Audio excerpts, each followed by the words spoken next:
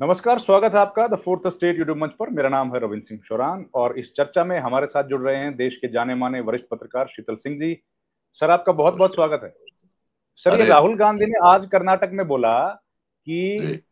Election commission अपनी website बंद करके चला गया, हाँ, तो बड़ा ये आरोप तो लगाया हम सर। लोगों ने, नहीं नहीं, आरोप नहीं, वो तो पाया, हम लोगों ने भी पोस्ट किया है।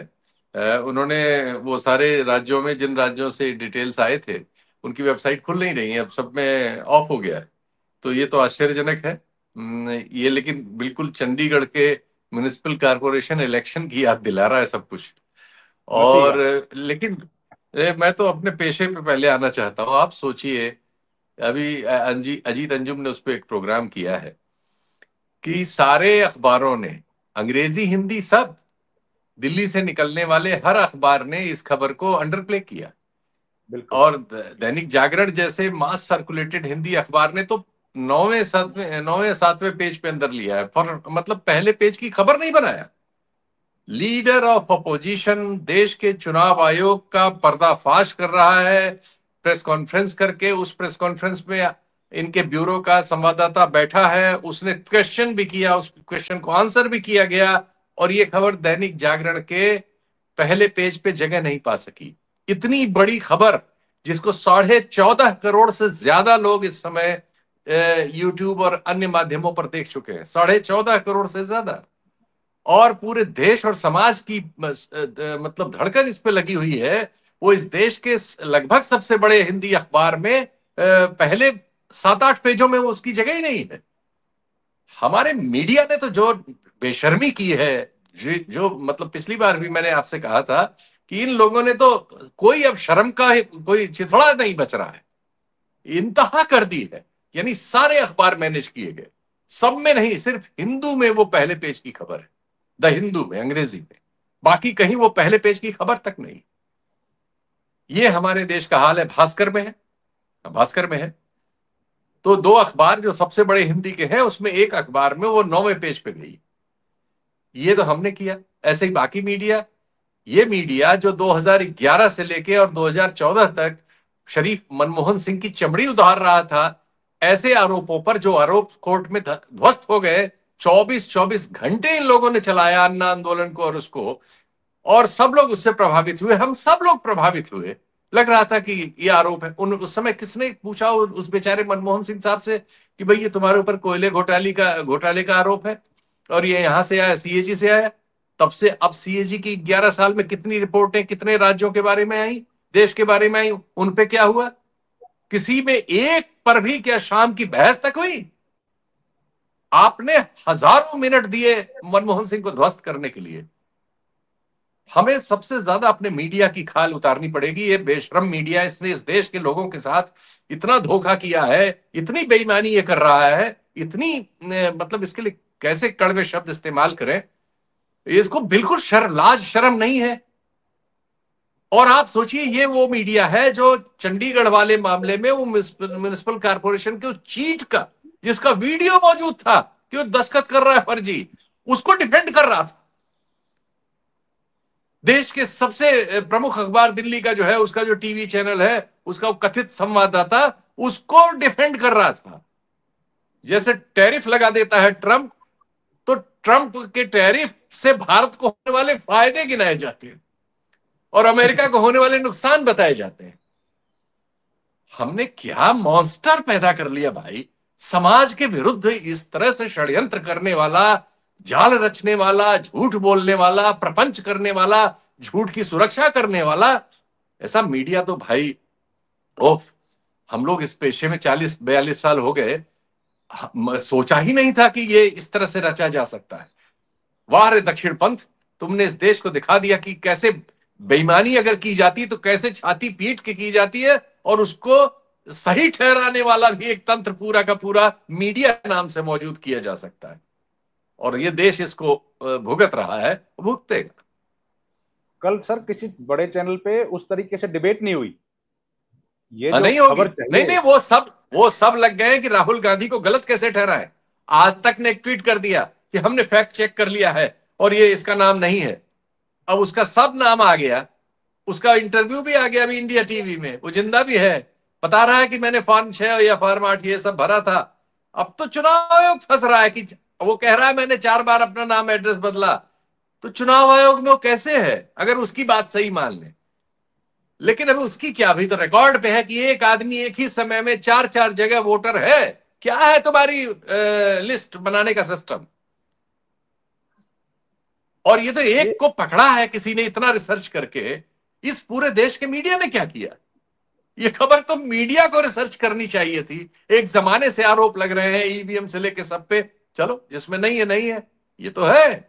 आज तो वो आ गया इंडिया टुडे का अंग्रेजी वाला जो संस्करण है, उसका संवाददाता उस घर में पहुंच गया बेंगलुरु में, जहां एक एक कमरे के मकान में, उसमें अब कोई बंगाली लड़का किराए पे रह रहा है इस समय 1 महीने से, जो बेचारा वो सुबह वो लोगों के घरों में सामान पहुंचाने का छोटा काम करता है।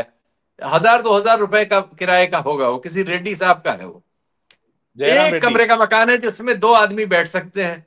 80 वोटर हैं उसमें, 80। और वो आदमी जिस जो मालिक है रेड्डी, पहले सवाल के जवाब में बोल गया कि हाँ मैं बीजेपी का समर्थक हूं। बिल्कुल पहले तो जाके इन्होंने बोल दिया। बिल्कुल बिल्कुल, ये सच है कि जो कल दिखाया गया वो बहुत मेहनत से तथ्य तैयार किए गए हैं। उसका सम्मान किया जाना चाहिए, उसका सम्मान किया जाना चाहिए। वो काम हम लोगों को करना चाहिए था, मीडिया को बिल्कुल करना चाहिए था। वो काम एक पॉलिटिकल पार्टी कर रही है, इस देश में लोकतंत्र को बचाने के लिए अपने को दांव पे लगा रही है। उसका सम्मान करने की जगह कोशिश कर रहे हो कि सरकार की ओर से उसका अपमान करो। थूक देने लायक लोग हो तुम लोग। शर्म आ सर, रही है अगर अपने पेशे पर। अगर ये मीडिया ना होता तो क्या जैसिका लाल को न्याय मिल पाता सर? क्या हम प्रियदर्शन मट्टू को मिल पाता? हम लोग जिस दौर में थे उसको कैसे न्याय मिला? प्रकाश यादव न्याय कैसे तो जेल खैर में क्या गया? मिला, लेकिन जो भी मिला वो मिला इस लड़ाई से। लेकिन अभी तो क्या हो रहा है कि राम रहीम को रोज पेरोल मिल रही है। अब देखिए आप। इस पर रोज शाम की होनी चाहिए। राम रहीम को इतनी पेरोल कैसे मिली? कौन दे रहा है? ये हो क्या रहा है इस देश में, और होने क्यों दिया जा रहा है? और इस पर कोई बोलता नहीं है, मीडिया नहीं बोलता। तो कोई पॉलिटिकल आदमी बोले तो आप उसकी उसकी गलतियां निकालने में लग जाते हो सरकार की ओर से। अरे भाई, तुम सरकार के सारे लोग पालतू कुत्ते कब हो गए, कैसे हो गए भाई? ऐसा कभी होता था? हमेशा कुछ लोग होते थे, लेकिन ज्यादातर लोग तो सरकार से सवाल किया करते थे। यही सीखे थे हम सब। बहुत शर्मनाक स्थिति है भाई। अब गुस्सा आता है, उम्र हो गई है, लेकिन क्या कहा जाए, ये सब देख के बर्दाश्त से बाहर है जो आचरण है हमारे अपने कलीग्स का और जो पूरे इस तंत्र का। ये तो कैसा कर मतलब रहा है जैसे, बताओ, चंडीगढ़ वाला को जिसको सुप्रीम कोर्ट ने कितना कड़े शब्दों में, कोई भी उसको न्यायप्रिय व्यक्ति, एक सामान्य व्यक्ति देखेगा तो देख, सामने से आंख में मिर्च डाली जा रही है। यहां भी वही है।